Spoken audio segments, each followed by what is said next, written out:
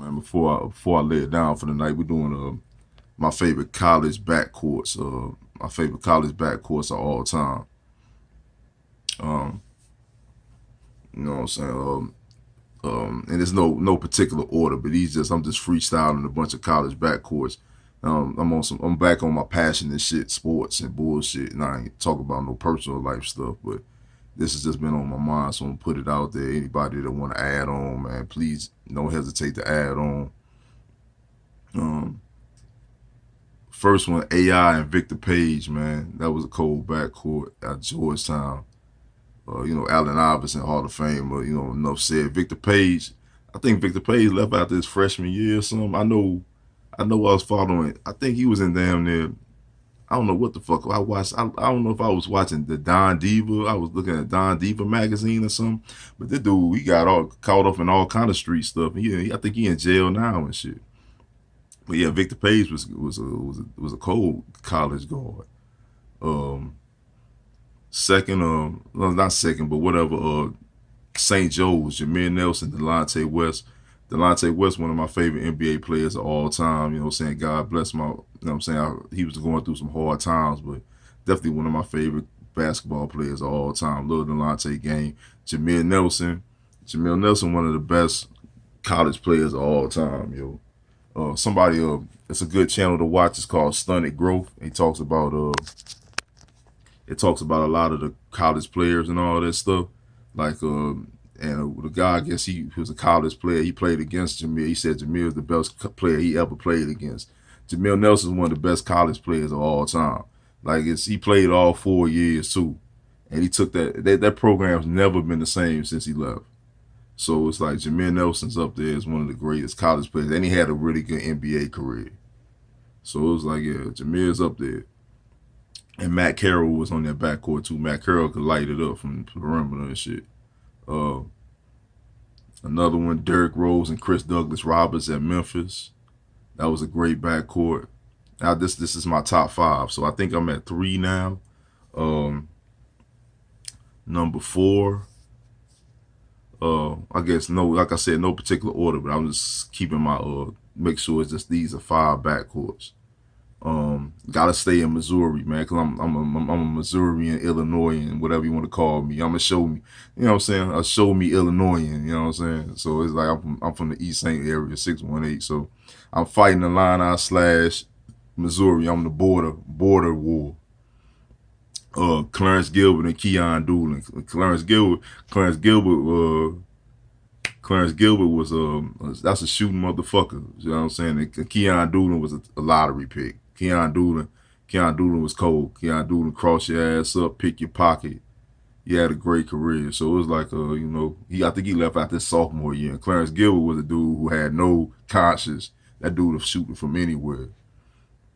And the next one was and my final one is that 5 was Mateen Cleaves and Charlie Bell at Michigan State. Charlie Bell was very underrated. Charlie Bell reminded me of myself, if you know what I'm saying, if had not got fat and shit. Like I was like, if I stayed around about 190, 200, you know what I'm saying, that's the type of dude I scrap. I get in there, I get about 10 boards, whatever, you know what I'm saying. I play hard, you know what I'm saying. I do what you know what I'm saying. I do what I need. I'm like that glue type motherfucker.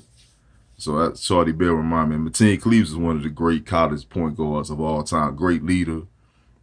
I don't know why his game never translated to the NBA. He couldn't shoot worth a damn, and that a lot of times that stops a lot of dudes when they taking that next step. But for me, yo, he was you know what I'm saying. He saw the floor. He knew, you know what I'm saying. He had great court vision. He was quick. He was strong as a bull. He was strong, you know what I'm saying. He was strong as a bitch. And that whole Michigan State squad was diesel, you know what I'm saying? They were so physical. They were like grown men. Like when I used to watch the Michigan State squads, they were so much bigger and stronger than everybody. They had, I think they had Zach Randolph. I don't know. I think Zebo was on. They had Zebo. They had this dude named Anna Gagne who was a bull. Dude named Hudson, AJ Granger, motherfucking. They had Mo Pete who was in the NBA. Charlie Bell played in the NBA. They had Jason Richardson on that squad. That squad was monstrous, yo. monstrous. You know what I'm saying? Cleaves, they were some grown ass men. They were so physical, and they used to just beat up teams, especially on the glass and shit. That's why I like Charlie Bell. But yeah, Charlie Bell remind me a lot of myself. Like, you know what I'm saying? No bullshit, man. It was just like, yo, that's the type of dude. If I had not gained, like I remember by the time I turned 22, I was like 250 pounds because I was a chef, I was a cook, so I was out there eating. I was eating fried chicken sandwiches and mozzarella sticks before I went to bed at night. Especially when I was out in that missile field and then going home and drinking and partying with my people and shit. So, like, if I wasn't going out the hoop, then I wasn't worried about no physical fitness. But if I stayed around about 190, you know what I'm saying, like stay between 180 and 200, yeah, I'd have been that type of person. Either that or, you know what I'm saying, I'd have been like that type of player, man.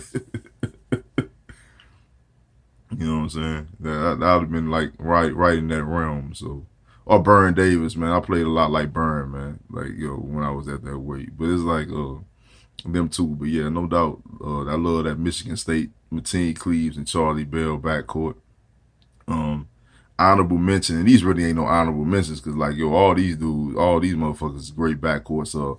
Kevin Ollie and Ray Allen. I was a little baby then. I saw them and saw Ray when he was at Michigan, not UConn. Him and Kevin Ollie was a great backcourt.